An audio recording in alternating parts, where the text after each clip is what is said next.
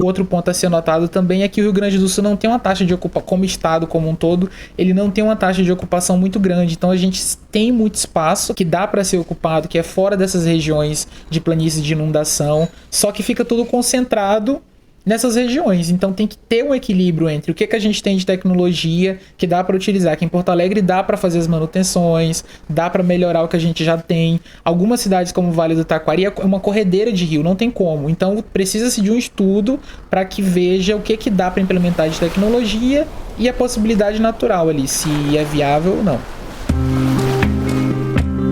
Rádio Travessia, a rádio flutuante, transbordando versos, sonhos e imagens afetivas. O podcast sobre as águas doces do Rio Grande do Sul que adentraram as cidades. Eu sou Miguel da Camino Pérez e no episódio 2 vamos conversar sobre inundação, enchentes ou alagamentos, com Rafael Gomes de Moura e Isaac Rodrigues. Conduzindo a conversa, a professora Márcia Fernanda Mendes e o professor Ricardo Cecim.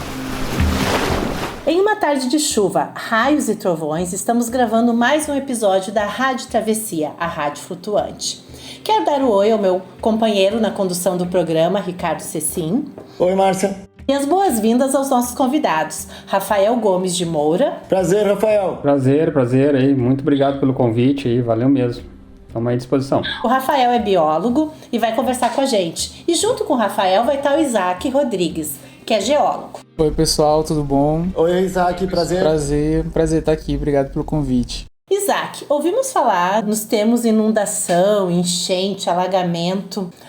O que aconteceu de fato no Rio Grande do Sul? Então, vou começar porque são duas respostas diferentes. O que causou, que está muito relacionado à questão meteorológica e também em relação aos termos, que é inundação, enchente. Então acho que eu vou começar primeiro pelos termos, porque aí acho que fica mais fácil, depois a gente pode entrar na questão meteorológica, do motivo de que isso aconteceu. No geral, vou começar pela enchente primeiro. Quando a gente fala de enchente, está relacionado ao nível do rio. Então, devido às chuvas, à quantidade pluviométrica, se o nível do rio começa a aumentar, a gente tem uma enchente. E isso está mais relacionado nessa parte do rio em si, dos rios, dos arroios. Então quando ele começa a subir, a gente tem uma enchente. Quando a gente fala de inundação, está mais relacionado à parte que não é de costume de ter água, como por exemplo nas fazendas, nas cidades, nos bairros. Então quando essa região, devido às enchentes nos rios, começa a subir e essas áreas ficam vamos dizer, alagadas, que eu vou já chegar nesse termo, a gente diz que houve uma inundação. Quando a gente fala de alagamento, é uma coisa mais restrita. Por exemplo, em Porto Alegre, eu acho que o pessoal que é daqui, alguns que são daqui, se os bueiros, os esgotos, eles estiverem entupidos e numa região de um bairro, por exemplo, sem relação nenhuma com os rios, se tiver muita chuva naquela região e ficar uma camada, a gente fala de alagamento, que é um termo mais genérico. Então ali, ocorreu um alagamento ali que é mais superficial. Então, basicamente, a diferença dos três é essa. Eu achei muito bom falar disso, Isaac, porque essas palavras estão sendo usadas todo o tempo, não necessariamente a gente compreende as diferenças. Eu posso te dizer que a gente não necessariamente compreende, porque parece que quando as notícias de imprensa elas começam a modificar, inclusive, o uso das palavras para explicar o que estava acontecendo. Então eu tenho ouvido muito inundações e enchentes. Então eu falava só enchente, agora fala inundações e enchentes, como duas palavras. Então se tu quiseres voltar, pode voltar. Mas eu queria fazer uma pergunta para juntar nisso. Quando a gente fala de enchente, nível do rio, estava na tua resposta, né? A gente fala nível do rio, mas acontece que não foi um processo do tipo um rio aumentou o seu nível de água e produziu uma enchente. São vários rios, então a gente começa a falar de bacia, ou começa a falar então o rio do Vale do Taquari, Vale do Paranhama, Vale dos Sinos. Então essa é uma parte da minha pergunta, tá? Porque eu queria juntar já numa pergunta que a gente fala de... Eu brinquei, tá? Com algumas pessoas, de que a gente tem as bacias, a gente deve ter os encanamentos, deve ter os tanques, deve ter as torneiras, a chuva deve ser a torneira. Eu não sei se dá pra gente dizer de uma coisa desse tipo. Uma bacia hidrográfica tem alguma coisa a ver com bacia e tanque? Não tem nada a ver uma coisa com outra? Tem, dá pra fazer uma leve correlação. Eu vou tentar exemplificar assim. Todo mundo conhece, no geral, a serra, né? A serra que inclui ali a cidade de Gramado, a gente sabe que é uma região que é mais alta. Geralmente entre essas serras tem uma região que a gente chama de vale, que é uma região que é bem mais baixa, bem mais deprimida. Como você mesmo pontuou, a gente sabe que na verdade que a gente divide os rios pelos nomes. Então tem o rio Taquari, tem outros rios que cada um tem um nome diferente. Só que na região do Vale do Taquari, que tem ali as cidades de Mussum, o próprio Vale do Taquari, eles começam a se unir. Então a água, que, por exemplo, que choveu em Gramado, choveu nessas partes que são mais altas, eles começam a escoar, que é aí que a gente chama de bacia. Então a gente vai imaginar, por exemplo, essa parte do vale como se fosse o fundo da bacia. Vamos exemplificar assim. Então essa água começa a escoar e se concentrar nessa região que a gente chama de vale, que esse vale é alimentado por esses rios, por esses diversos rios. Quando eles se unem, aí a gente vai pensar também numa declividade. Quando eles se unem, acaba que eles se tornam um corpo de água muito maior, devido a esse acúmulo.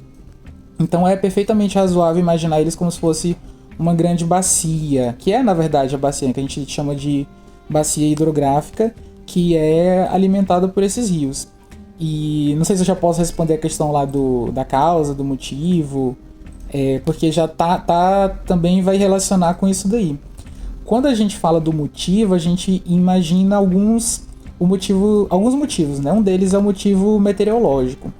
Então, por exemplo, a gente sabe que naquela época que teve o show da Madonna, para ficar mais simples, a gente sabe que teve aquele calor, a gente sabe que na região mais acima do sul, a gente está tendo um aquecimento naquele período ali de maio, que concentrou massas de ar quente ali.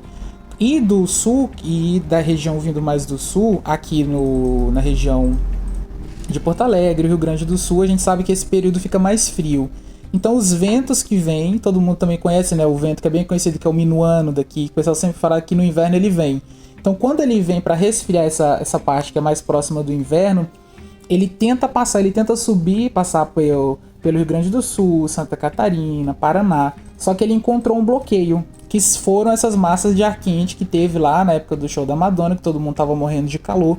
Quando ele encontra essa massa, ele não consegue passar, porque tava muito... Ele gera uma... Quem é meteorólogo vai saber mais, meteorologista vai saber mais do que eu. Mas são diferenças de pressão, diferenças de densidade, que impedem que essas massas de ar frio subam e se distribuam de uma forma mais ampla para as partes de cima. Então o que aconteceu? Como essas massas de ar frio se concentraram aqui, gerou muita chuva, muito mais do que o normal, foram quantidades assim recordes. Aí a gente, voltando na questão da bacia, alimentou todos esses rios, como eles vamos imaginar então um tanque desses que a gente tem na pia, assim. Quando a gente derrama água, ele vai descendo a água ali no tanque e vai enchendo. Como ele foi alimentado por vários rios, essa quantidade foi, vamos dizer assim, recorde, absurda, que causou tudo que a gente conhece hoje. E um dos motivos, esse é o meteorológico, tem outros motivos que acabam se acumulando. Então, Isaac, a gente pode pensar que é como se pegasse uma pia e botasse várias torneiras ao mesmo tempo, jogando água, e aí chega um ponto que não dá mais, né? Ou vai sair lá na nossa casa, se a gente pensar na nossa casa, ou vai ser lá na fossa que vai transbordar, ou vai ser a pia, ou vai ser na fossa que vai transbordar. E eu acho que é um pouquinho isso que aconteceu, né? Foi transbordando os rios mais altos, e quando chega aqui teve essa enchente agora que a gente viu que demorou tanto para descer a água. Perfeito. Trazendo o Rafael agora para nossa conversa, assim, a gente pensando aqui em Porto Alegre, né, que a gente tem o Guaíba, e a gente antes chamava de Rio Guaíba, né? Então a gente tem, até hoje é muito difícil, né, para alguns de nós falar, né, do Lago Guaíba. Mas ali nos anos 90 teve essa mudança. Tu tem como nos contar um pouquinho o que é isso? Qual a diferença? Qual a diferença de ser rio? Qual a diferença de ser um lago? E até por que teve essa mudança? Ele tem, digamos assim, a melhor descrição do Guaíba, ele é um lago que corre, tem um rio no meio. Ele tem um canal, que tem um canal natural e tem um canal, e esse canal ele foi forçado, né? Ele foi dragado uma parte, justamente para ter esse tráfego de navios ali, barcos e embarcações que trazem ali para o porto ali de Porto Alegre, né?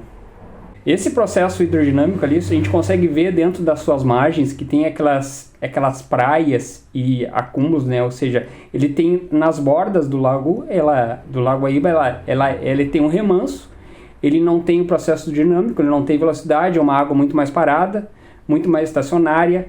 Tu consegue ver pela deposição de sedimentos, que ali nos sedimentos que estão ali são sedimentos característicos, né, de formação de algas e formação de biodiversidade que tem ali nas suas bordas, que faz parte do complexo lacustre, né, que é um complexo de lagoa, né, até o processo da água parada, né, junto de toda a complexidade que tem do próprio DEMAI fazer o tratamento de água, por causa que aquele depósito ali, cria um depósito muito grande de algas, né, de complexo de cianofitas que tem, justamente por causa que tem, como a região do Jacuí é uma região de grande densidade de lavoura de arroz, a gente acaba vendo esses fertilizantes que são colocados dentro desse processo de agricultura. Ela vem para o Lago Guaíba, essas algas elas se depositam nessas margens, ou seja, ela não é carregada pelo rio, né? Então, justamente por causa desse processo hidrodinâmico, que é o Lago Guaíba. Então ele tem essa característica que nas laterais, né, tanto nas suas margens, ela tem um comportamento hídrico mais parado, né? Ela é extremamente suscetível à ação do vento, tanto é que se tem vento norte, ela perde esse processo hidrodinâmico de correr para o sul. A grande maioria, a sua complexidade, ela é muito similar com o lago, mas existe um processo hidrodinâmico mais acelerado, que é no centro, que é justamente onde tem o canal. Sabe que eu brinco assim, que então é um lago, mas o nome do lago é Rio Guaíba. Ou seja, é um lago que tem o nome de rio, mas é porque o rio deixa de ser a figura geológica para ser o nome do lago. Eu chamo igual, Ricardo. É o Lago Rio Guaíba, né? Mas é um lago com o rio no meio. Isso já é uma preciosidade de Porto Alegre. Não, justamente. Porto Alegre tudo é complexo, né? Tudo é meio complicado dentro de Porto Alegre. Não podia ser diferente do nosso leito, né? Nosso rio principal, nossa margem principal teria que ser complexado. Mas eu queria fazer uma pergunta, Márcia, para o Rafael, não sei se Ezaquiel quer responder um pouco junto, porque quando fala nas margens e no remanso, se eu entendo bem, o remanso é aquela água que bate na beira. Bom, mas acontece que com esse transbordamento do tanque, como o Isaac estava falando antes, então muitas águas que chegam, muitas torneiras abertas e o cano de esgoto não dá vazão, não tem como escoar para algum lugar e ele vai transbordar. Mas além de transbordar, a gente viu pelas imagens, pelas cenas e por alguns acontecimentos muito dramáticos nas construções, é que se formaram ondas. Ondas, eu não sei se a palavra melhor seria onda, como a gente vê num tsunami, né, do mar ou do oceano, enfim. Aí vem as ondas ganham um volume muito grande e elas invadem a cidade. No caso dos lagos e rios que transbordaram, também se formaram ondas que entraram pelas ruas arrastando tudo. Não só as coisas flutuaram, como as coisas foram arrastadas, prédios foram arrastados, portas, janelas, placas de rua, árvores, as coisas foram arrastadas pelas ondas. Dá pra gente falar sobre isso, essas ondas? Então, eu não sei se... Às vezes eu faço pergunta demais, tá, gente? Vocês depois podem dizer assim, vamos fragmentar essa pergunta em alguns tópicos. Porque também acontece muito nas beiras de rios os aterros. Então a cidade vai entrando para dentro do rio, vai tomando o lugar do rio ou dos rios, e de alguma forma, quando os rios voltam e voltam com violência, eles também voltam sobre áreas que antes eram água. Faz sentido a gente dizer que é um movimento de que o rio está tentando voltar para o seu leito? Não se trata disso, se trata só de mesmo aumento de volume? Não sei qual de vocês dois queria responder. Perguntei aí para o Rafael, mas o Isaac acho que podia seguir. A história da ocupação da região metropolitana, as cidades elas foram em direção à ocupação das margens, né? O rio ele vai se modificando conforme a gente está mudando a morfologia dele, né? Cada vez mais a gente está deixando os rios retilíneos, eles estão perdendo seus sinos, né? A região de sinuosidades. Cada vez a agricultura intensiva está compactando o solo, está assoreando, está invadindo as áreas ciliares, né? E perdendo essa área, perdendo essa capacidade de retenção de água. A lixiviação é muito forte, então tu consegue ver que a água antes essa área verde, cobertura verde que tinha no redor desses leitos, ela diminuía a aceleração da água, a água ia mais lenta. Basta ver o que está acontecendo hoje, né? Bastou uma pequena chuva para que a coisa florescesse. O que aconteceu? Todo esse sedimento que houve nesses processos, ele se depositou no rio. O rio ele se torna deixa de ter esses remansos e se torna tudo corredeiro. A água, quando chega nesse montante e com essa aceleração toda, por causa de toda essa situação morfológica que a gente modificou nos últimos anos, a água tende a chegar com essa maior agressividade justamente porque a gente está modificando o leito do rio. Então, cada vez mais essa água ela tende a ser mais agressiva e invadir cada vez mais.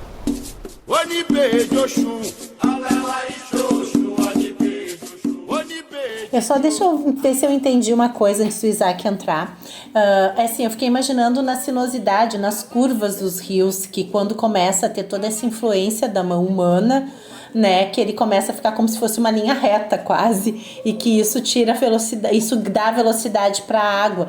É isso, assim, porque, né, até pra gente pensar numa forma mais visual, assim, né, para entender, assim, é como essa influência vai tirando todas as características que iria absorvendo essa velocidade, essa água nas margens. É isso, Rafa? Tem um artigo que eu fiz até tô lembrando agora que eu fiz ele em 2008, onde em 2008 ele tinha perdido 75% das suas áreas úmidas. Para algum lugar essa água vai ter que ir. Quando chega nas zonas urbanas onde há maior capilaridade, esse rio ele abre. Ele tenta ocupar essas áreas esponjosas que são os banhados. E nossos banhados hoje foram ocupados. Foram ocupados pelo quê? Pelas áreas urbanas. Basicamente o Rio dos Sinos hoje,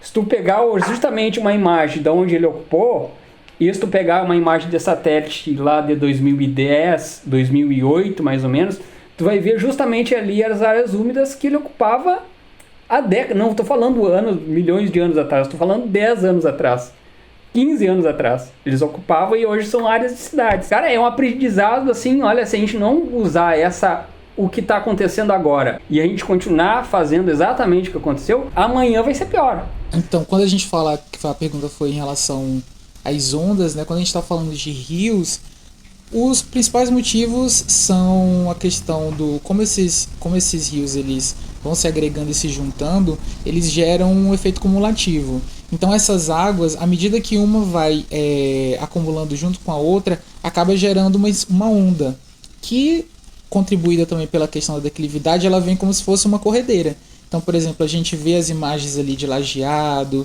de Roca Salles, você vê que um rio passou ali numa região que a gente regularmente não chama de rio, mas ali tinha um espaço aberto para o rio, para a vazão do rio correr. Então, quando ele entra ali, quando vocês estavam também naquele questionamento entre o Guaíba como rio, como lago, geologicamente ele é colocado como laguna, porque tem uma influência também marinha ali. Mas o ponto, as pessoas acabam porque visualmente quando você olha, é um rio, tem ali o delta do Jacuí, tem uns rios que estão alimentando a Lagoa dos Patos, então as pessoas tendem a chamar de rio. Mas na verdade, também como o Rafael falou, tem um ambiente parálico que é mais calminho, ali muito grande. E como também tem essa influência marinha, geologicamente ele é definido como laguna. Então, quando agora vocês imaginam esses rios que eu falei anteriormente, que vão se acumulando, que também vão acumulando, na verdade, a quantidade de água, quando eles vêm descendo, eles vêm na forma de corredeira. Ali na região do vale, como também tem uma parte apesar de ser um vale em relação à declividade, existe uma área ampla para o rio correr ali. E as cidades são feitas, que a gente pode entrar também nesse assunto que o Rafael também puxou, que é o avanço humano sobre essas regiões, que também é um outro causador, que eu tinha falado, que a gente fala da questão meteorológica, mas sim outras contribuições também.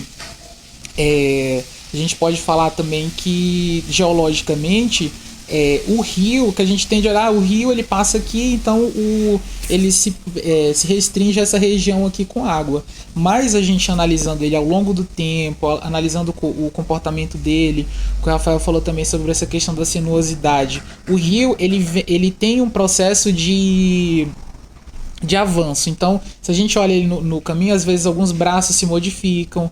A gente também tem a planície de inundação.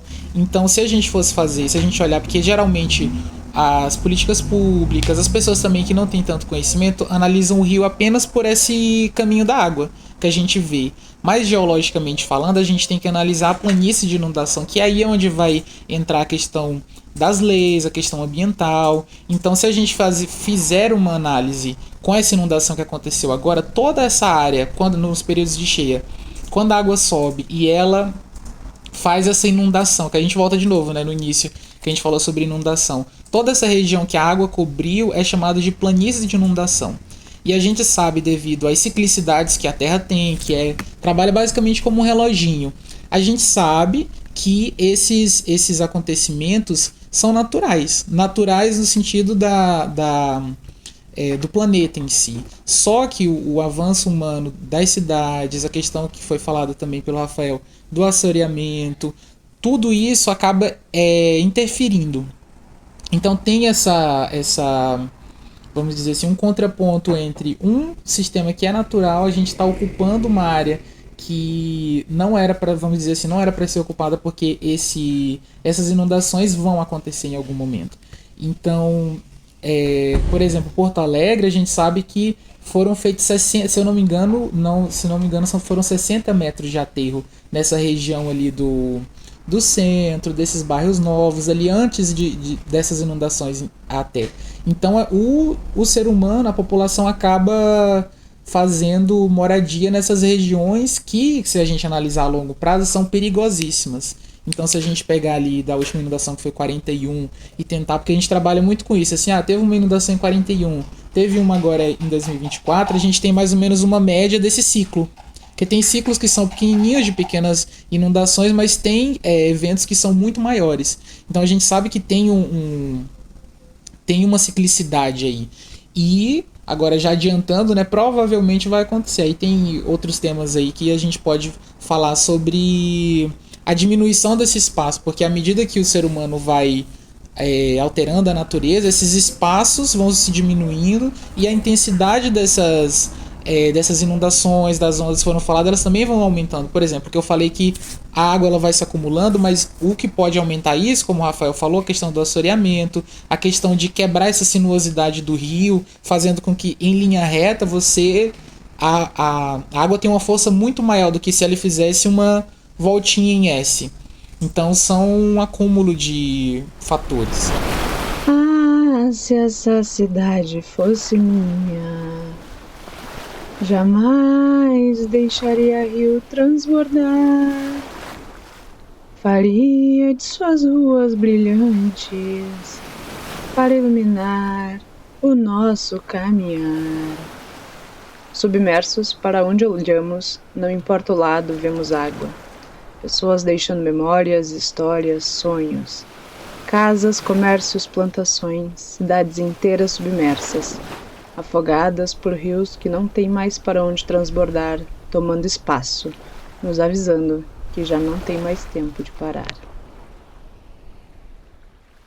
Tanto o Isaac quanto o Rafa, eles vão trazendo essa coisa que a cidade ocupa o rio, né? Ocupa o lago, ocupa espaço que é da natureza por um processo de equilíbrio, inclusive.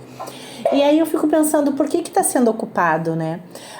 Quando eu estava estudando, quando começou, né, estudando para planejar aqui, também quando começa essa discussão, quando me falaram do rio e do lago, né, eu li, na realidade, dizer que é o lago é porque mudavam as leis ambientais, né? Então, assumir que é um rio, a gente tem muito mais regras, né, de preservação do que um lago. Né? Então a gente acaba, eu acho que o Guaíba tem a complexidade de ser os dois, mas se considerar um lago e não um rio nessa complexidade, acaba fragilizando também, né? E aí eu queria saber um pouco de vocês, assim, tá, essa ocupação da cidade pelo rio, ela vem como uma política pública ou ela vem como algo que as pessoas vão fazendo, né, pelas suas vulnerabilidades? Como que vocês entendem esse processo de ocupação? Então eu acho assim, que inicialmente eu acho que a gente tem que colocar que não se deve culpar diretamente a população, apesar da gente saber que existem ocupações que acontecem até, vamos dizer assim, fora da lei.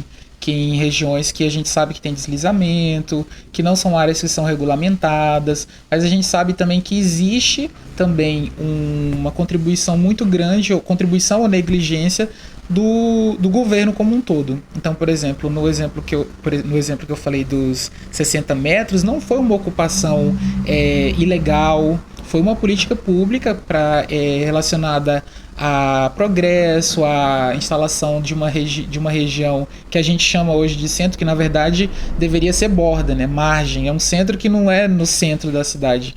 Então foi uma política que foi implementada com esse viés de progresso, de avanço. Muitos até governantes até diziam que em pró, né? Porque tem muita essa coisa de empresas ali na orla também. Então isso vem com um viés de progresso. E muitas dessas políticas se utilizam da falta de conhecimento das pessoas. Porque para as pessoas, assim, a gente tem uma orla, a gente tem um local para visitar, uma coisa para fazer no domingo. Mas, na verdade, essas regiões elas são muito perigosas a longo prazo e são esperadas essas inundações. Então, quando a gente fala de ocupação, a gente tem que ver que o Estado está ali para proteger o cidadão e ele tem, de fato, não tem como a gente, por exemplo, culpabilizar uma família que não tem, que às vezes é o único local que eles têm para morar, eles não têm condição de sair dali, mas as políticas públicas deviam, de antemão, que é o que está acontecendo agora ali, que pessoas que realmente foi totalmente destruído, políticas públicas para que essas pessoas possam ocupar regiões que sejam seguras, que tenham estudos geológicos, hidrológicos em relação a tudo isso. Porque muitas vezes fica essa coisa, porque fica um jogando a culpa, se a gente for falar de culpa, né? Um fica jogando a culpa pro outro, porque aí muitas prefeituras, o governo diz, estão ocupando regiões que são ilegais, mas eles não têm condições. Quem tem condição de fornecer uma moradia regularizada mesmo para essas pessoas é o governo. Então é um tipo é um assunto que é muito complexo, porque tem que ter contribuição de todos. E eu até esqueci qual que era a pergunta. Eu acho que tem uma parte ali que eu não comentei. Eu acho que, não sei. Pra mim tá respondido, assim. Aí acho que o Rafa quiser complementar. Eu vou viajar aqui, tá, pessoal? Eu vou dar uma viajada. Eu tava pensando agora isso que o Isaac falou, tal, mas eu vejo assim com uma questão, nós aqui, no dia que eu ensino no Rio Grande do Sul, aqui no... às vezes eu fico pensando e olhando assim, diagnosticando algumas situações de algumas cidades, sabe? Por exemplo, assim, eu vejo que nós temos uma situação, uma visão diferente do Rio, sabe? Principalmente aqui no Rio Grande do Sul, né, alguma parte... Eu vejo assim que nós temos uma relação assim meio estranha com o Rio. Eu vejo que às vezes eu viajo assim, eu vou viajar assim, vou lá para o Uruguai, assim, que eu vou muito, vou bastante também para Argentina. Eles têm uma relação diferente com o Rio. Nós temos uma relação de ocupação direta, assim, por uma questão, não sei se por questão de proximidade fica a relação no centro, ou por uma questão logística, ou por uma questão histórica mesmo, que a gente ocupa as margens dos rios, que eu sou muito ignorante nisso e talvez não tenha capacidade de falar sobre isso, mas eu vejo, por exemplo, quando eu vou na Argentina, ou vou no Uruguai, ou mesmo no Chile, tu vê que a cidade, ela se coloca para frente do rio. O rio, ele é ele é, digamos assim, como ele faz parte do contexto da cidade, né? Ele é tratado como um ente da cidade. Tanto é que as praças são em volta do rio. As praças ali, os lugares de encontro são na beira do rio, né? E assim, as construções e as vias de acesso, elas vão de encontro ao rio e elas são marginais, assim, ao rio, né? As ramas, principalmente as regiões de conexão, assim, elas fazem parte do contexto hídrico e usam mais o contexto hídrico como um meio de transporte, né? Eu não sei porque nós, assim, nós temos essa relação meio contraditória ao rio, né? A gente não olha, o rio dá sinais para nós de como como é o fluxo dele, de como ele se comporta, qual é que são as áreas que ele depende quando enche, mas a gente ignora isso, né? A gente não sabe fazer essa leitura. Hoje a gente tem tecnologia para fazer essa leitura, faz 50 anos que existem imagens, faz 50 anos que existe, faz desde a década de 40 que existe mapeamento da Carta do Exército mostrando onde é que são as superfícies e as planícies de inundação. Desde a década de 40 existe isso, mas a gente não pega a história, não estuda isso e mesmo assim ignora, né? Eu vejo assim que é uma coisa assim, que é uma coisa que pertence a gente, né? Que a gente, talvez agora esses sinais assim, agora que isso sirva de história, sirva de contexto para nova situação, né? Normalmente aqui nós, quando a gente sofre na carne e no bolso, a gente tem uma reflexão melhor, né? Antes os sinais, os cientistas davam esses sinais, existia vários zoneamentos ecológicos e de inundação que teve. Porto Alegre teve vários, né? Região metropolitana teve vários, mas todos eles foram ignorados por uma questão mercadológica, uma questão imobiliária, enfim, né? Mas eu às vezes eu tenho certa dificuldade mesmo, assim, eu fico assim, eu tenho certa dificuldade em entender isso, né? E como a situação e como o poder público ele submete essa situação que hoje a gente está enfrentando, né? Que é uma realidade hoje, né? E uma realidade econômica que vai sofrer, que nós vamos sofrer muito por muitos anos por causa disso aí, por causa essa, digamos assim, essa falta de conhecimento que o poder público tem, né? Justamente com esse processo.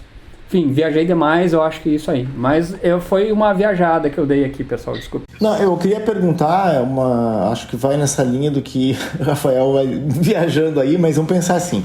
O rio pode transbordar. Tá, pode transbordar por um excesso de chuva. Quando o rio transborda, e a gente pode, Isaac disse isso, acho que os dois disseram, a gente pode estimar inclusive uma vazão de chuvas pelas épocas do ano, pode estimar uma vazão de chuvas pelo comportamento do planeta, então por isso que teria uma periodicidade. O Isaac disse, tem uma periodicidade prevista, porque o planeta se move, digamos, o planeta tem 365 dias para dar uma volta completa. Bom, então a gente sabe que ele se move, alguma previsibilidade ela existe, então a gente sabe que, digamos, em alguma época pode vazar, pode transbordar. Tem como conter o rio, o famoso muro da Mauá em Porto Alegre, ou em outros rios? A gente poderia faz sentido fazer barreiras, comportas, tem algum sistema de evitar que o rio transborde sobre a cidade? De um lado, assim, o rio não entrar na cidade, mas de outro, o escoamento. Se as águas entram, as águas têm que escoar para algum lugar. Esse escoamento, a gente tem violentado o escoamento natural, cabe ao homem, ou às políticas, como é que a gente chama isso aí, de saneamento, né? Organizar o escoamento. Então, meio que essas duas perguntas, né? O rio, em algum momento, ou os rios, lagos, lagunas, em algum momento podem transbordar. Faz sentido pensar uma barreira para o transbordamento, ou, além disso, tem um escoamento. Depois eu vou querer fazer uma outra pergunta, para não misturar tudo, porque tem uma palavrinha que vocês usaram que eu quero voltar a ela depois. Mas então, assim, a barreira para a entrada de água e o escoamento da água, que em algum momento vai entrar. Então, eu acho que tem duas vertentes aí. Eu acho que a primeira é a região do Vale do Taquari, que é uma situação que é bem diferente daqui que a gente tá vivendo em Canoas e Porto Alegre. Aqui é uma visão pessoal minha. Como no Vale do Taquari foi uma destruição completa, ao meu ver, não teria como uma reconstrução ali. Teria como no sentido de dar para construir de novo, mas que vai acontecer, a mesma coisa vai acontecer. O problema é que, como eu falei nessa questão desse relógio, essa inundação de grande porte que aconteceu agora, ela tem um espaço muito grande. Então a última foi em 41, agora em 2024. Então a gente pode prever mais ou menos esse período para a próxima, mas provavelmente ele vai ser um pouco menor devido a esse encurtamento, devido às mudanças climáticas. E aí o que acontece é que no Brasil a gente não tem um plano de governo conciso. Então o que acontece? A cada 4 anos entra um novo gestor e eles não seguem esses parâmetros. Então assim, a gente tem que equilibrar o progresso, o avanço da tecnologia, um equilíbrio entre o avanço das cidades e o equilíbrio ecológico como um todo.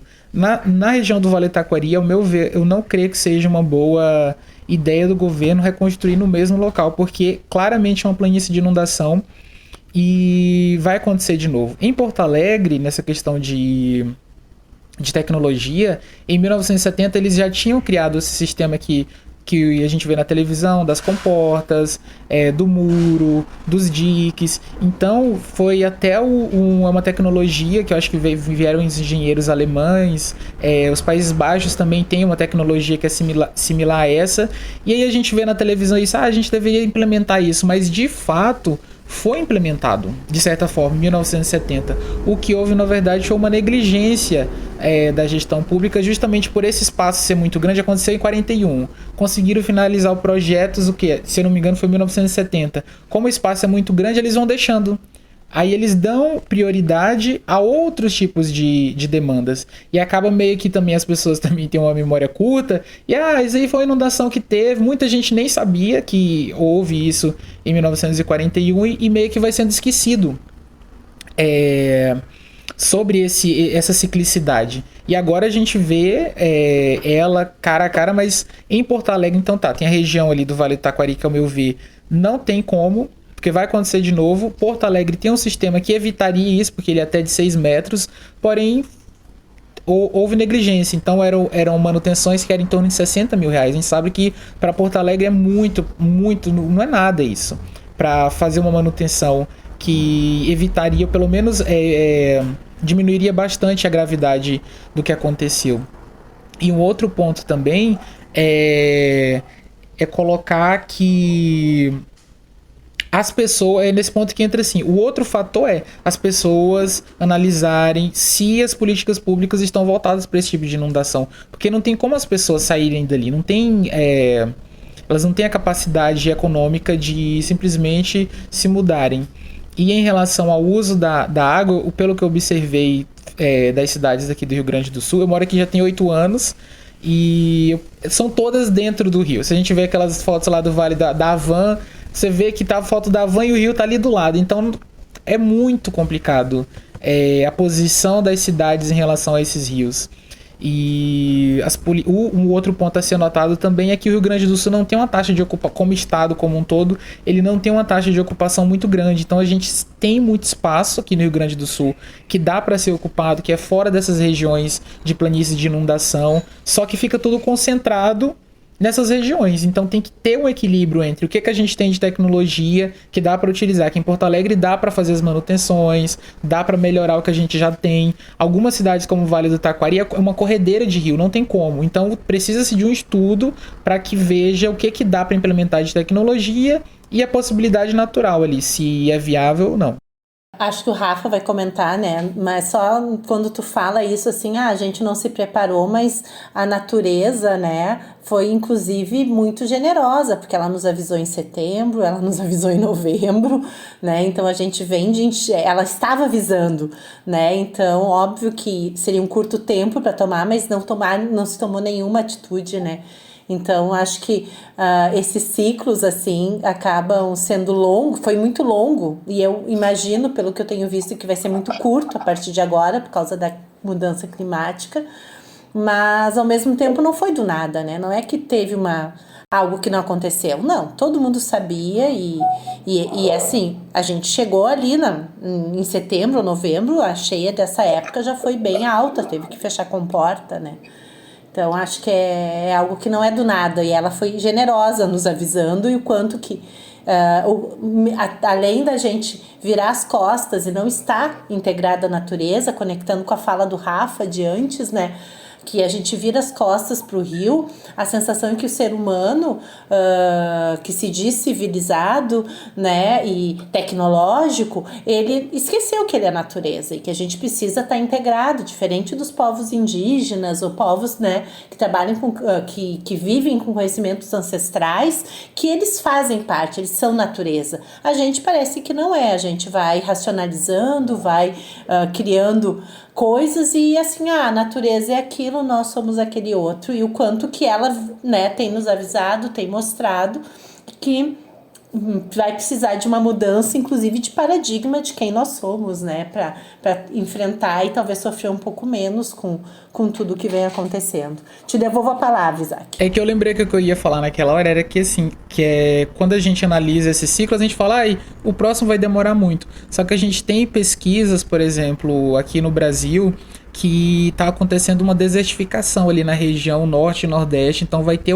toda aquela questão do aquecimento global. A gente tem prospectos de que nessa região vai desertificar. Ali aquela região do Cerrado, tem pesquisas que indicam isso. Então, se a gente for analisar o motivo que a gente falou lá no início, se essa região vai desertificar, essas massas de ar quente vão continuar se concentrando ali. E o inverno, que sempre tem aquelas massas de ar frio que vem no inverno, as chances de acontecer mesmo que não inunde, vamos supor, volte os 5,30 metros, que foi o recorde. A gente teve chuva agora que não foi tanto, mas que já inundou bastante ali aquela região. Então a gente tem que pensar a partir de agora com mais urgência em relação a isso, porque às vezes fica muito vago esses ciclos, mas a gente tem que pensar com mais urgência, porque essa desertificação dessa parte mais do norte e nordeste ali é algo que é real. Então a gente tem que ter medidas mesmo para pensar nisso o quanto antes. O que eu vejo assim, né, por exemplo, ali falando sobre isso que a Márcia, né, o contexto ali da nossa região, né, eu trabalhei, eu já fui concursado pelo DEMAI, trabalhei 6 anos no DEMAI. Eu já trabalhei no SPH, já morei na Antártica e joguei até no Madureira já. Eu fiz muita coisa na vida. Em uma delas eu fui concursado pelo DEMAI e trabalhei 6 anos e não quis trabalhar mais e acompanhei. Bom, nesse período do DEMAI, né, eu fiquei lá, eu acompanhei algum processo dentro de envolvimento, essa questão dentro do DEP, Departamento de Esgotos Pluviais, dentro de Porto Alegre, e eu trabalhei lá como... Na época eu entrei como concurso de leiturista, entrei como leiturista no DEMAI, eu conheci Porto Alegre caminhando, lendo hidrômetro. E na época, como comecei a fazer a faculdade, um superintendente lá me viu lá e me quis, olha, tu vai trabalhar como TETAI agora, técnico de tratamento de água. E dentro eu tive esse envolvimento com os engenheiros lá e eu vi toda o dispendiamento que era manter aquele sistema pluvial, que era esse esgoto pluvial, todo esse sistema de galerias que tem no DEP. E eu acabei conhecendo numa época lá, foi em 2007 por aí, antes 2007, 2006 por aí, eu acabei conhecendo o complexo de galerias que tem por baixo de Porto Alegre. A obra mais cara, a mais complexa, que para conter os sistemas de cheia de Porto Alegre, ela está feita. Ela está pronta. Milhões e milhões de cruzeiros na época, né?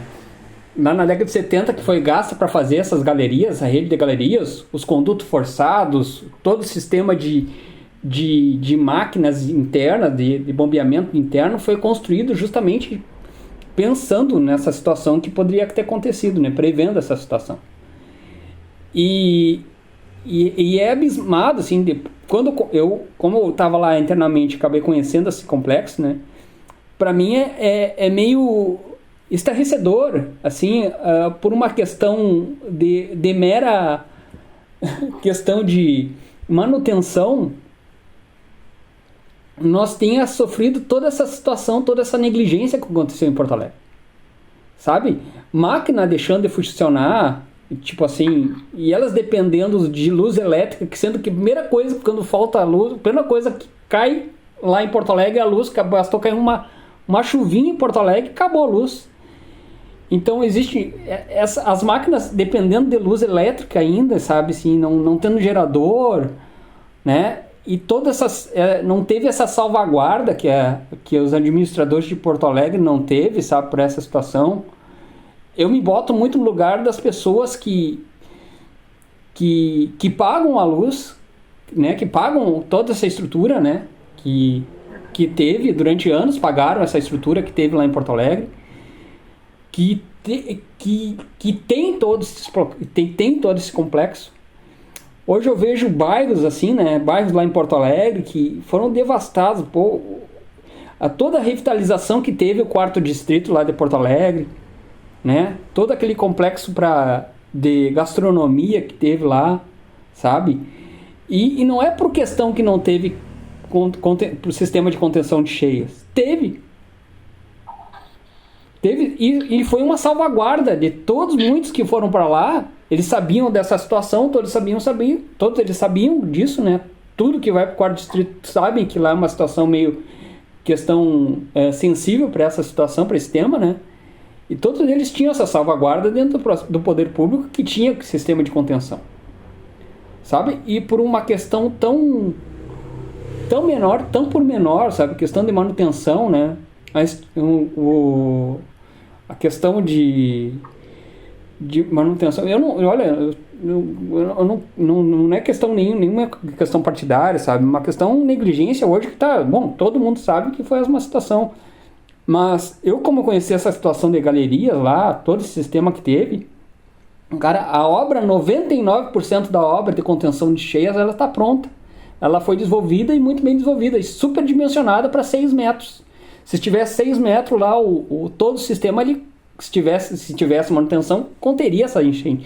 E essa situação que grande parte da Porto Alegrense sofreu. Então, acho que a gente pode dizer, Rafael, quando tu citas o exemplo dos 6 metros, e aquilo que o Isaac também estava dizendo, a gente consegue antecipar algumas coisas. Ou seja, vai haver um momento em que as águas vão subir. Então, quando faz um planejamento para 6 metros, a gente está supondo que esse é um limite previsível, poderá chegar até isso, ou digamos uma margem de segurança, né? Tá? Vai chegar próximo de 6 metros. Só que você tem como programar, tem tecnologia para controlar, mas a tecnologia não está em condição de uso. É disso que a gente está falando. Tem um tema que vocês tocaram agora, porque eu fiquei pensando assim, será que a população deve viver sempre com medo? Porque se eu moro próximo de rio, as pessoas gostam de morar próximo das praias, sejam elas de lago, de rio, de mar.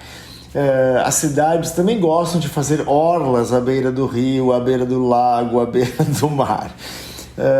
A gente podia dizer, bom, com todo esse problema climático, com o aquecimento, a gente tem o que fazer, né? A gente tem que evitar tudo isso e a gente tem indicações para evitar os grandes danos deste ponto de vista. Mas esse medo, eu não deveria morar próximo de rio, então a gente tem que se afastar das orlas, das beiras de águas, né, de rios e de lagos. Eu estou dizendo assim, essa é uma perspectiva. Mas a outra é dizer, a gente precisa de gestores públicos mais responsáveis.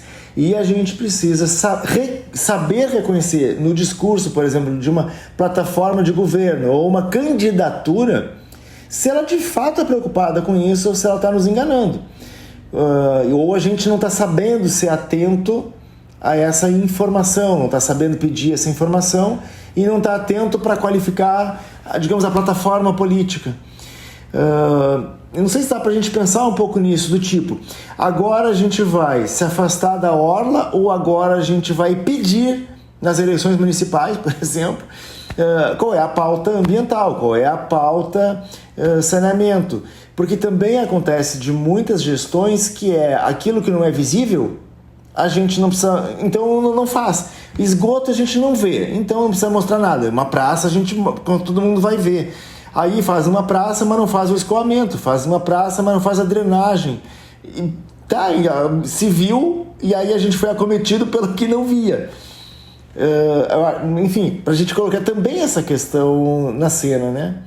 Márcia, tu ias falar? Isso, antes de eles começarem a responder, né? E se tem alguma solução a curto prazo, não sei a solução, tá, gente? Né? Óbvio que não vou exigir de vocês uma resposta assim, mas se vocês veem perspectivas a curto prazo, né? Que pudessem ser feitas, né? Porque hoje mesmo, essa noite choveu bastante e a água já voltou dos esgotos, né, que então não é nem enchendo, mas a gente sabe que já alagou o Vale do Taquari, ontem estava debaixo d'água, né, já tiveram que voltar para os abrigos. Então, para pensar assim, o que pode se fazer a curto prazo, né, porque essa enchente ainda não passou, né, a gente está há mais de 40 dias numa enchente. E pensar mais a médio e longo prazo, assim, que possibilidades que se tem que seriam viáveis para o nosso território, né. Então, se vocês já quiserem comentando o que vocês têm pensado. Eu acho que, assim, vou já responder, mas antes, assim, essa questão política, querendo ou não, que às vezes a gente fica meio receoso de falar de política, mas querendo ou não, ela é uma questão fundamental, porque quando a gente analisa toda essa questão aí que foi citada do 4º distrito, da orla, são coisas que são vendidas para a população como progresso. Como a gente vai ter uma orla, a gente sabe que teve governantes falando que iriam até tirar o muro da Mauá. Então essas coisas elas andam juntas, tanto é que nessa questão legal ela está muito intrínseca com isso. Então é fundamental que a gente, acho que a curto prazo foi isso que foi comentado, de escolher políticos que tenham essa pauta mesmo real, porque o que aconteceu foi assim. Ali na orla existem, a gente sabe que tem vários empresários que tem, como é que é o nome? Eu não esqueci o nome que faz, é uma parceria público-privada e no 4º distrito também. Só que essa questão ambiental acaba sendo colocada de lado. E no fim, o que aconteceu com esse progresso? O mesmo plano que eles tinham de melhorar a revitalização da orla, a melhoria do 4º distrito para aquela questão de festas, bares, ficar no 4º distrito, no fim foi tudo inundado, porque muitas vezes o que a gente vê é o total desrespeito com essas áreas. Aí a gente analisa um outro ponto assim, já aconteceu. Já está ocupado, já está aterrado, já tem tudo ali, já tem a tecnologia. Agora o que falta são essas manutenções. Mas se a gente for voltar atrás, antes dessas inundações, a gente sabia que quando tinha uma chuva mais forte em Porto Alegre, os próprios bueiros e esgotos estavam entupidos também. Não sei se vocês conhecem ali aquela região ali... Eu esqueci o nome. Mas era muito comum de ter um alagamento que não era bem pela elevação do rio, mas era pelo entupimento dos esgotos também. Então sempre fica de escanteio essa questão ambiental, essa questão climática. Então eu acho assim que a curto prazo seria uma escolha melhor dos políticos, porque isso é uma coisa, aqui no Rio Grande do Sul principalmente, são coisas que vão continuar a acontecer. Então tem que ter, em Porto Alegre dá para fazer o que foi falado, que é a manutenção rígida disso, tem que ter um acompanhamento severo, mas aí a gente entra em outros assuntos também, que é a questão do sucateamento do demais, sucateamento da própria CEE, que também que era para fornecer e não teve. Então são coisas que a população vê muito assim, vamos revitalizar a orla, vamos melhorar o 4º distrito, Porto Alegre está melhorando, mas isso está intimamente ligado com uma outra agenda, que é quando a gente fala que é o negacionismo, né? Quando a gente fala de negacionismo, muita gente fala que não, eu não sou negacionista. Mas a partir do momento que é negligenciado essas medidas, você acaba se tornando um negacionista.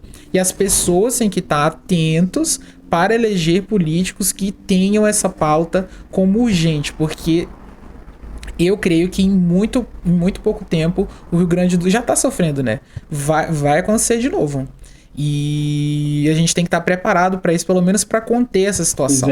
Essa é uma situação muito...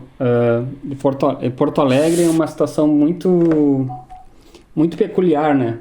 Relacionada a outros municípios, principalmente, que sofreram essa situação, né? se tratando de... Porque todo o complexo que tinha em Porto Alegre, ele foi previsto, né? Já tem um sistema que foi previsto, né, para esse tipo de situação. E vai ser mesmo com toda a situação, mesmo que eu fico pensando mesmo que isso complementando o que o Isaac falou, né? Por mais que o poder público invista nessa situação, eu acho que muitas áreas vão deixar de ter o investimento que teve. Eu acho muito difícil as pessoas ocuparem de novo agora a situação, né? Porque eu tenho como exemplo, assim, tudo que tu sofre na carne e no bolso, como esses empresários estão sofrendo agora, justamente por estarem nessa situação, vai prejudicar muito esse contexto desses bairros, né?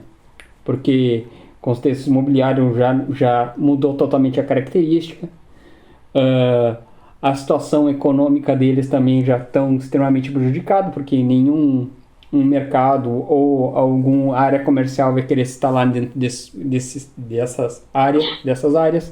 Talvez Porto Alegre crie uma outra dinâmica ocupacional justamente por causa desse contexto que aconteceu nessas áreas próximas, ou digamos, não áreas próximas, são áreas sensíveis à inundação ali próximo do Guaíba.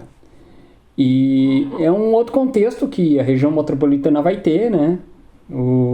Até mesmo em Canoas, principalmente, né? Canoas é uma situação muito peculiar também se tratando, né? Canoas, o bairro Matias Velho, foi ocupado numa região que antigamente era produção de arroz, era uma várzea de arroz, que foi loteado durante o período e que foi ocupado, né? E hoje vai ser provavelmente um bairro abandonado dentro de Canoas. Então, nós vamos acompanhar agora na nossa retina uma situação, requisitos, né, do que vai acontecer, né, dentro de um reflexo econômico, dentro de uma crise climática que vai afetar diretamente a economia do município. Nós vamos ver agora, nos próximos anos, o que vai acontecer, qual é que são o desgaste que uma crise climática causa dentro do processo econômico que está dentro do nosso bairro, né? Próximo do lado da nossa casa. Um contexto que nunca jamais, eu como pesquisador, eu sou um pesquisador de mudança climática, né? Eu morei 5 anos na Antártica estudando mudanças climáticas. E fiz doutorado, nessa área, né? E nunca pensei que o reflexo da mudança climática ia ser, né, numa questão de pluviosidade, né? Questão de modificação estrutural de uma bacia hidrográfica, dinâmica de um rio que está se mudando. Eu sempre pensei que ia ser uma questão próxima do litoral, ia ter uma ressaca violenta lá e invadir toda aquela área que está sendo ocupada lá na região, principalmente lá no litoral norte e médio ali do nosso estado. É uma situação extremamente relevante. E eu fico uma pergunta também que eu fico pensando também, sabe? Tipo assim, a gente teve um acumulativo de 400 milímetros, o Isaac depois quiser me corrigir aí, em 3 dias. 400 milímetros são 400 litros de água que choveu em 2 dias por metro quadrado. Que acumulou, que foi justamente no vale, foi região no complexo do Jacuí, né? Que tem todos aqueles complexos de subbacias, microbacias que tem ali, que deu para o... E eu fico pensando se fosse um pouquinho mais pro lado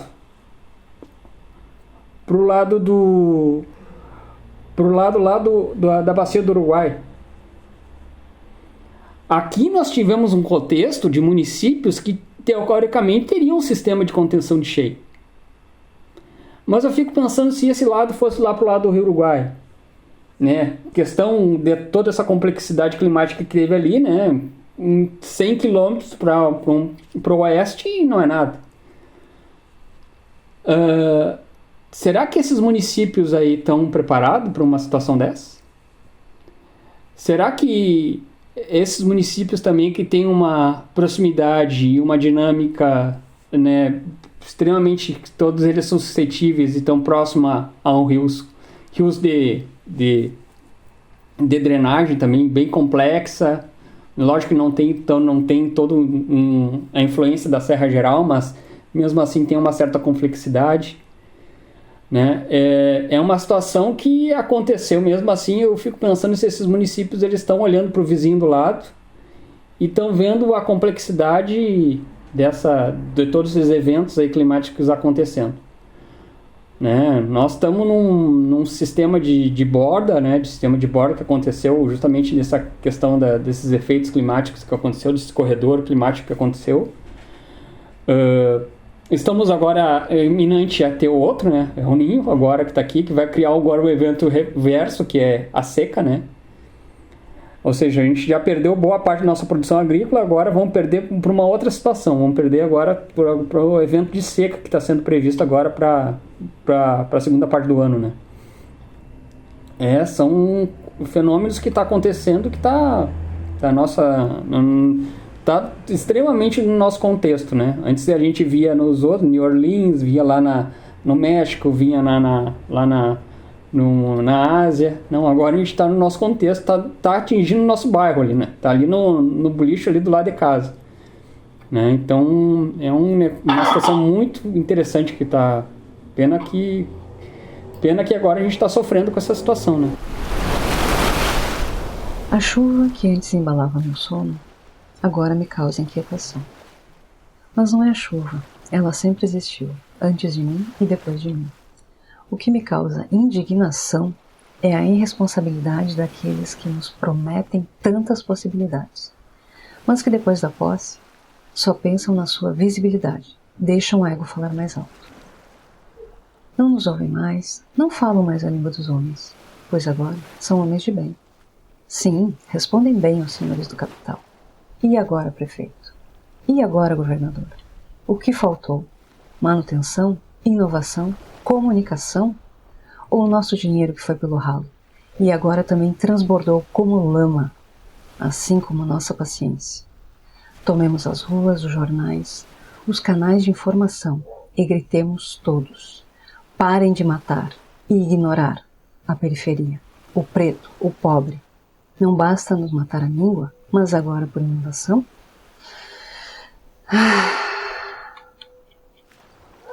Depois do desabafo, faço as pazes com a chuva. Não é culpa dela, nunca foi. A chuva agora volta a me lembrar que tudo é ciclo, é transformação.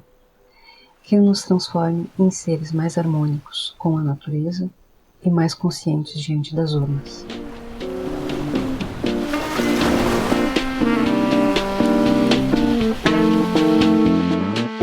Pois é, né?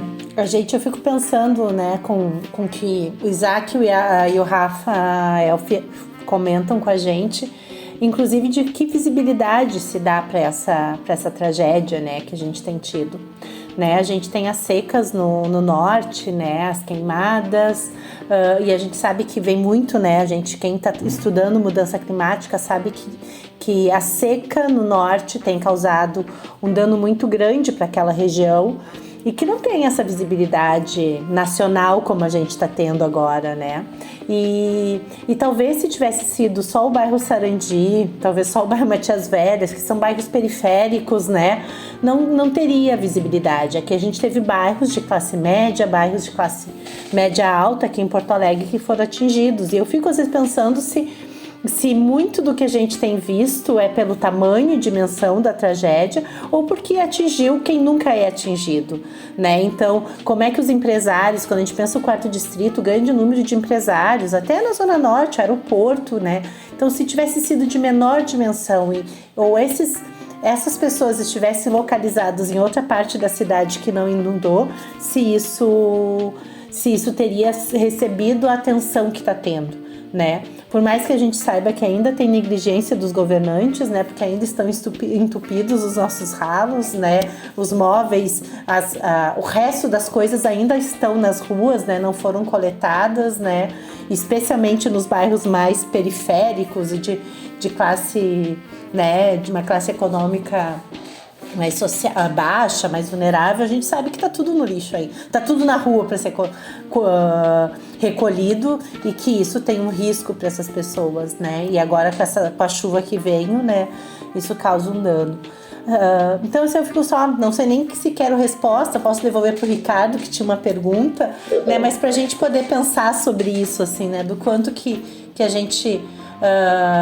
isso é uma tragédia, né? E a gente sabe que é enorme, mas talvez é porque foi uma tragédia com pessoas que não estão passando por tragédias comumente, né? No seu cotidiano. Mas, queridos Rafael e Isaac, primeiro, muito bom conversar com vocês. Acho que é bom a gente entender assim que tem essa área do conhecimento que é a da geologia, ou essa área do conhecimento que são as ciências ambientais, e que a gente, como população, de modo geral, não está familiarizado com essa linguagem e não está familiarizado com essas informações. E acaba que, não tendo essas informações de maneira suficiente, a população, e nós nos colocamos todos como população, não estamos suficientemente esclarecidos para enfrentar certas situações. De contraponto a isso, juntando, acho, talvez um pouco no que a Márcia diz, a gente vê, em lugar de que as políticas públicas, que têm a obrigação de saber, de ter acesso a essa informação, porque existem áreas dentro dos governos que são justamente desse campo, né?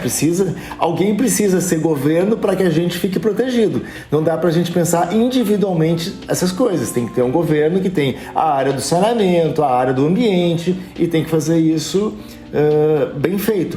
Mas em lugar de fazer isso bem feito, alguns filmes que a gente assistiu, eu não sei se muita gente assistiu, alguns filmes que é do tipo, não olhe para cima, quando a gente tem a informação que vai cair um meteoro, a campanha é não olhe para cima, e não como evitar o acidente.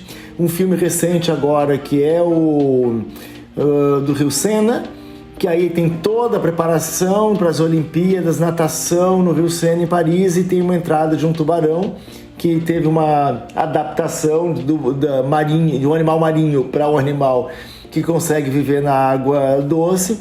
Toda a informação é passada, mas acontece que tem um calendário das Olimpíadas e então não será ninguém informado, e vamos chamar o exército para controlar o tubarão, porque o esporte aquático vai acontecer. Aí é uma calamidade estrondosa que acontece. Mas é um comentário paralelo, tá? Um parênteses, porque a pergunta que eu ia fazer para vocês, até porque a gente não pode fazer um programa excessivamente longo, a não ser que a gente fragmente em 2 ou 3 momentos para veicular para o público. Mas um de vocês falou em áreas esponjosas. Não me lembro qual de vocês dois que falou de áreas esponjosas. Ou a redução das áreas esponjosas, assim como a gente falou aí de uma certa desertificação em algumas regiões do estado do Rio Grande do Sul. Então eu queria juntar 2 temas para que a gente pudesse fechar, tá?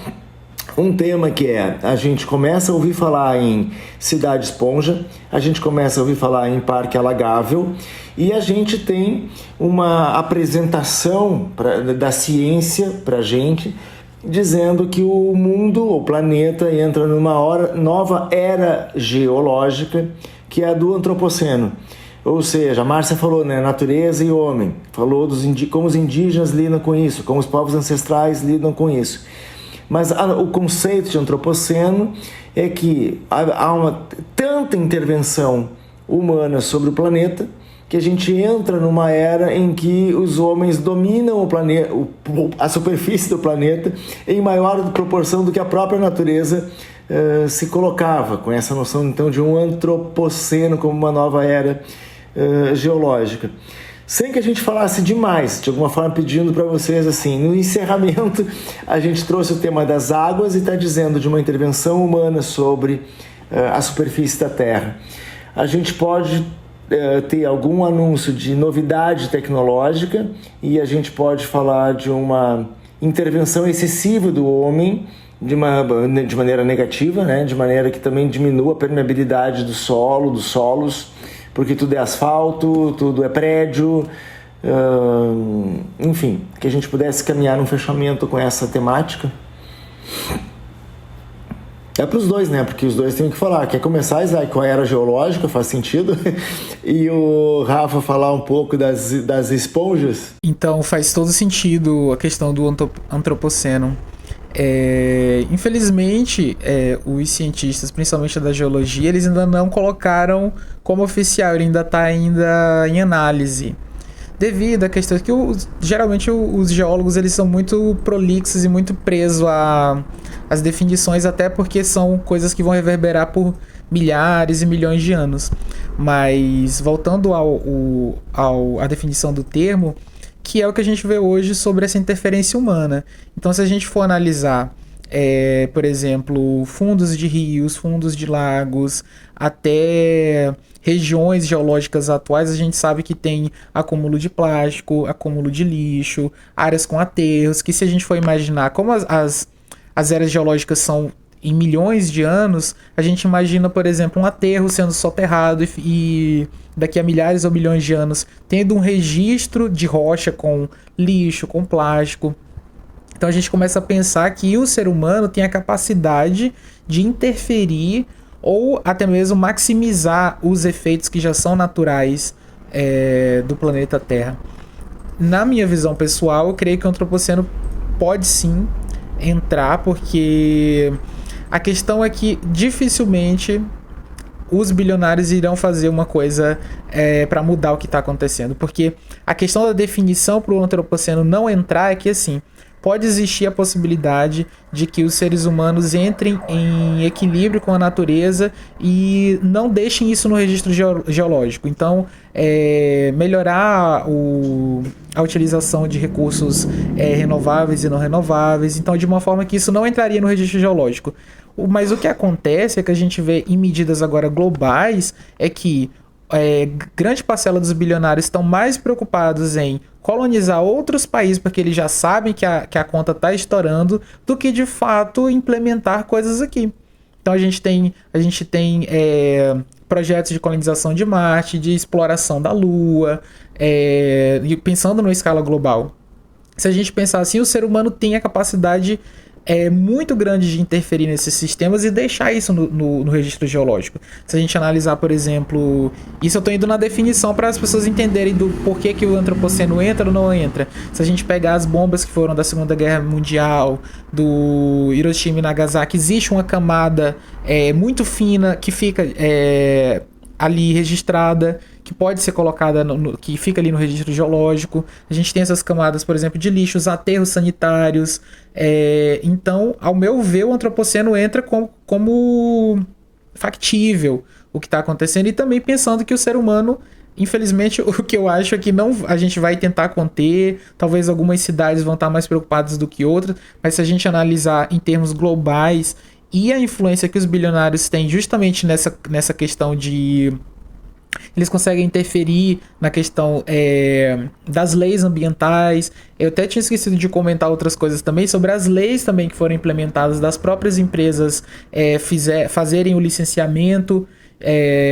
Então, assim, é muito triste às vezes pensar sobre isso e como que certas pessoas, certas partes da população avançam em contrário a esse equilíbrio que a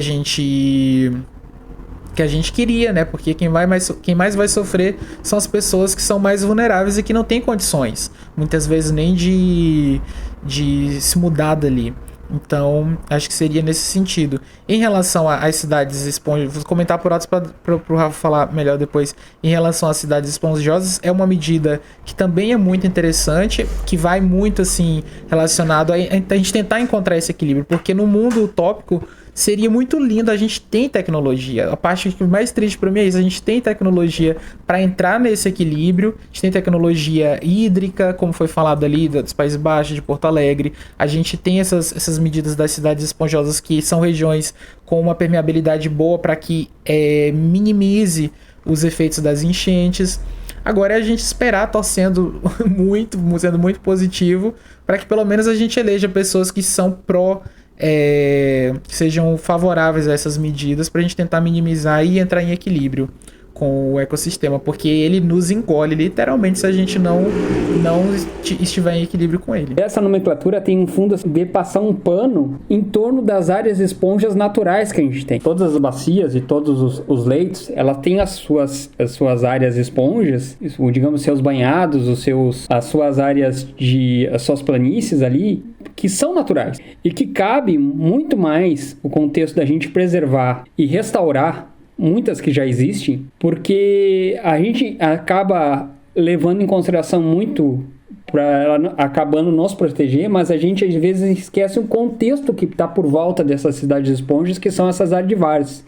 as áreas ou por termos mais técnicos, as áreas úmidas que fazem parte desse contexto dessas várzeas. Elas fazem parte no contexto da biodiversidade, contexto hidrodinâmico, fascinante.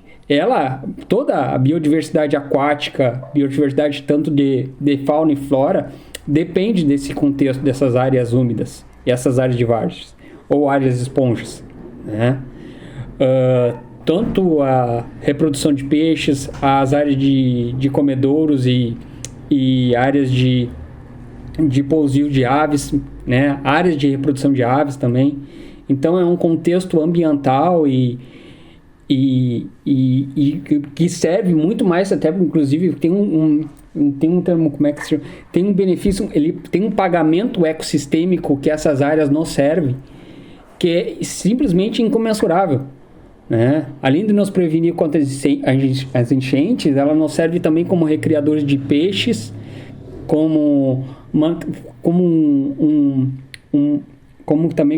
o filtrador de água, né? O purificador de água natural que a natureza nos dá para purificar nossa água. Ela nos dá todo um processo de equilíbrio, também microbiológico, que nos serve também, entendeu? É um papel fundamental que essas áreas esponjas nos dá e que a gente não soube valorizar, e muito menos ainda a gente não consegue nem preservar essas áreas que nos dá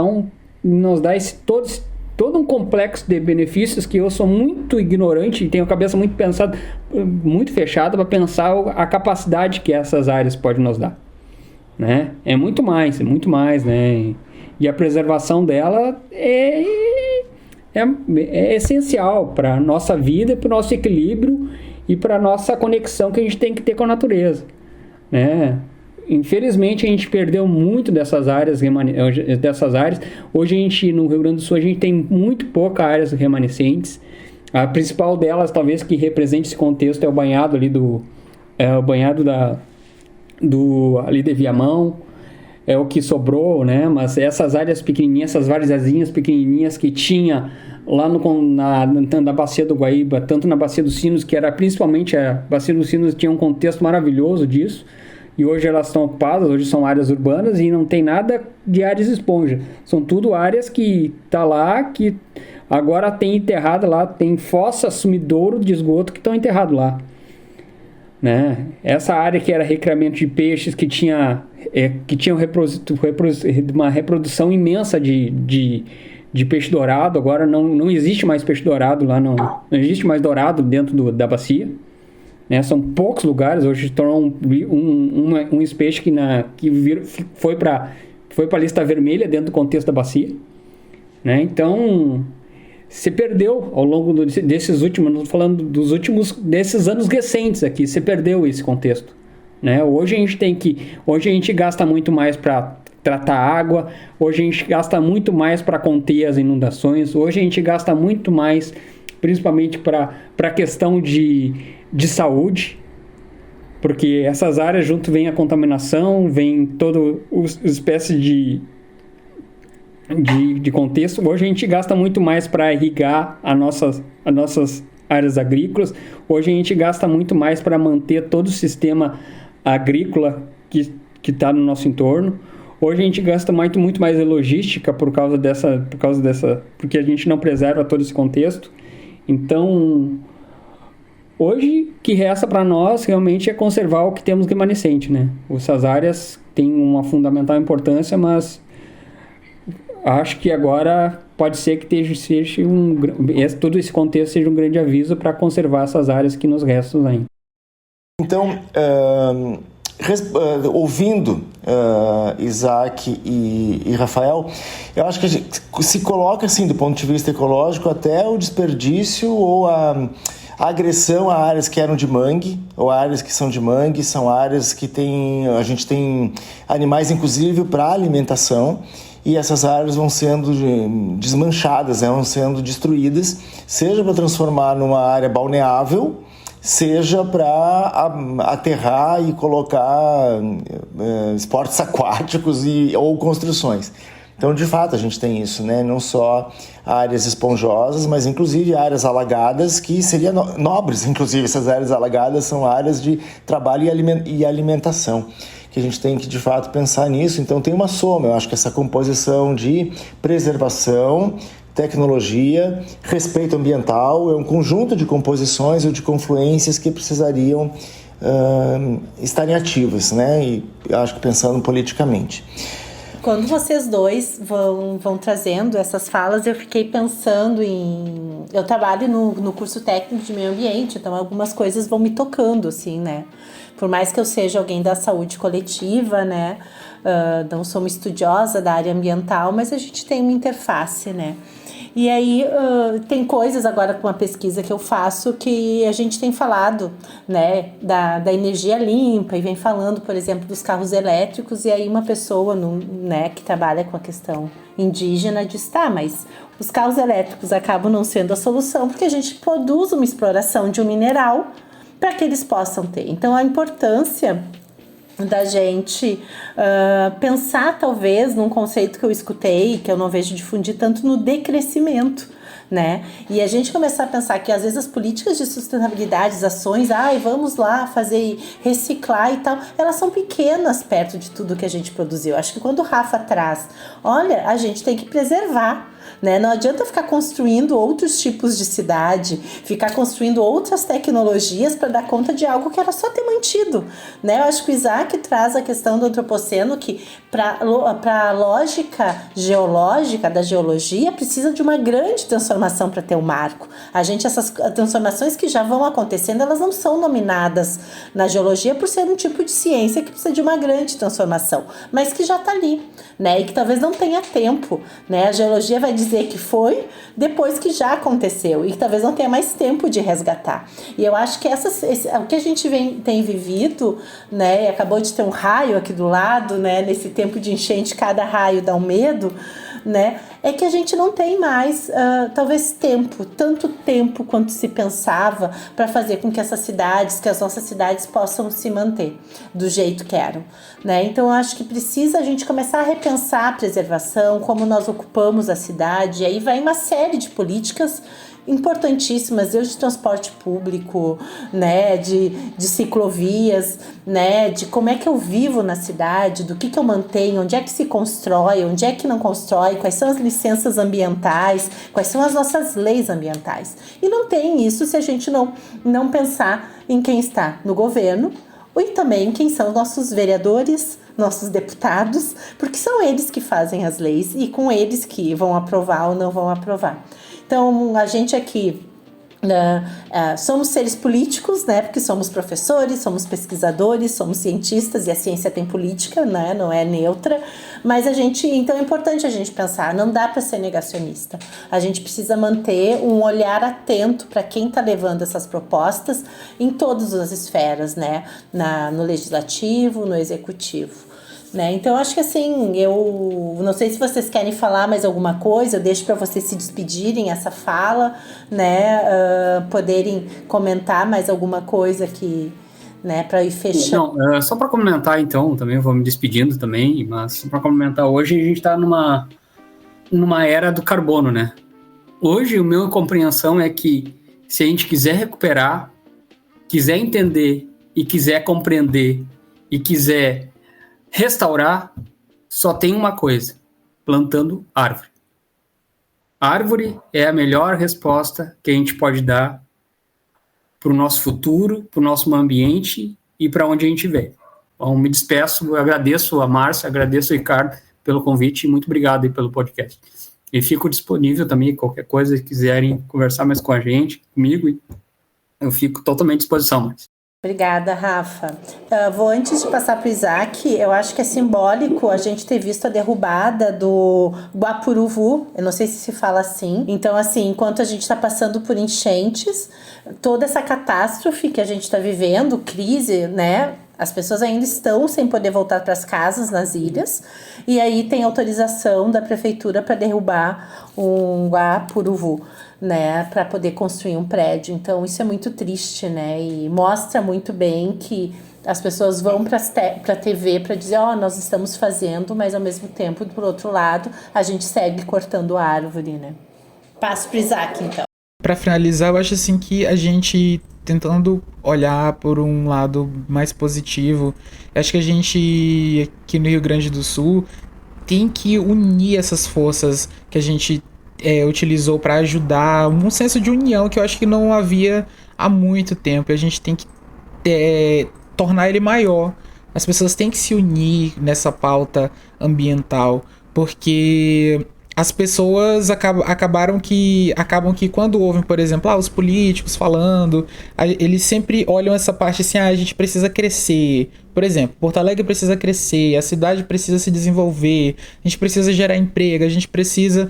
Essa pauta é importante, as pessoas precisam disso também, mas a pauta ambiental, ela é urgente. E eu queria muito que as pessoas que ouviram e que vão ouvir esse podcast pensem muito nessa pauta, muito, e que elejam pessoas que estão de fato preocupadas com isso, porque o futuro, como as pessoas outros pesquisadores também já falam sobre a ebulição global, está muito próximo, e ele cresce essa previsão, ela cresce no nível que é mais ou menos exponencial. Então eles acham, por exemplo, há muito tempo achavam que era 200 anos, depois foi diminuindo para 100. Então a gente chegou num ponto que quando a ebulição chegou, a gente, nossa, já tô aqui, eu pensei que eu estaria velho vendo isso. E já tá aqui na nossa porta. E afetando milhares e às vezes até milhões de pessoas. Então é muito importante que a população, também os jovens pesquisadores, eu acho também que a Gabriela, o Miguel, acho que são alunos, né, que provavelmente, não sei, mas que as pessoas, no geral, levem, no sentido assim, de que os pesquisadores, os novos pesquisadores, os futuros pesquisadores passem essa informação, porque nós somos as pessoas que têm a informação, e a gente precisa que essa informação seja repassada de forma fácil, acessível para as pessoas, porque se elas não sentirem essa urgência que a gente está tentando comunicar, elas não vão eleger essas pessoas que a gente quer que cuide do meio ambiente. E unir forças, porque só a população consegue mudar minimamente esse cenário. E agradecer também pelo convite, e se tiver uma próxima oportunidade também estou disponível, e foi muito bom falar com vocês e poder compartilhar informações e conhecimento científico, que é meio que uma obrigação da gente, passar isso de forma acessível para as pessoas. E obrigado pela oportunidade. Obrigada, eu agradeço, assim, estou muito feliz por isso. A gente poderia ficar horas aqui conversando, porque, né, os assuntos seguem, e já fiquei pensando em vários temas, né, quem sabe um dia sobre antropoceno, né, um tema que a gente precisa conversar, dar um programa, discutir o que é progresso, né, eu acho que a gente poderia, quem sabe trazer, inclusive com uma perspectiva, né, dos indígenas, dos povos ancestrais, o que é progresso, né, junto com nosso conceito de ciência. Eu acho que a gente abre aqui portas e janelas para muitas outras conversas. Eu aprendi muito com vocês, eu não sou alguém da área, a gente, né, então esse espaço é um espaço de aprendizagem pra gente. Quero agradecer, e a gente vai conversando e a gente vai acionar vocês se tiverem perguntas, tá? Então as perguntinhas que o Ricardo mencionou, como a gente extrapolou um pouquinho o tempo, a gente vai jogar lá nas redes sociais quando publicar, e aí a gente pode ter os comentários de vocês, tá? Muito obrigada, e a gente vai se encontrando por aí. Bom, pessoal, como a gente está fechando o programa, eu queria, da minha parte, agradecer mais uma vez de estar com a Márcia aqui nesse momento de conversas e de tentar falar de uma maneira mais clara sobre informações que são difíceis, porque são de ciências que muitas vezes ficam restritas a ambientes acadêmicos ou de políticas públicas. Queria super agradecer, Isaac e Rafael, a convivência com vocês nesse tempinho aqui de programa. E espero que a gente se encontre ainda outras vezes e talvez em novas edições, né, Márcia? A gente pode fazer isso juntos. Eu me despeço de vocês e da nossa plateia, que eu espero que comece a crescer. Obrigado, pessoal. Entrevistadores: Márcia Mendes e Ricardo Cecim. Entrevistados: Rafael Gomes de Moura e Isaac Rodrigues. Montagem e edição dos shorts: Christian Rosa. Trilha sonora e locução: Miguel da Camino Pérez. Roteiro: Rosemar Silva. Poesias: Gabriela Brasil e Rosemar Silva. Produção de áudio: Miguel da Camino Pérez e Vitor Pimentel Lomando. Interpretação em Libras: Vitor William Gasparillo. Captação de vídeo de Libras: Thomas Israel Oliveira.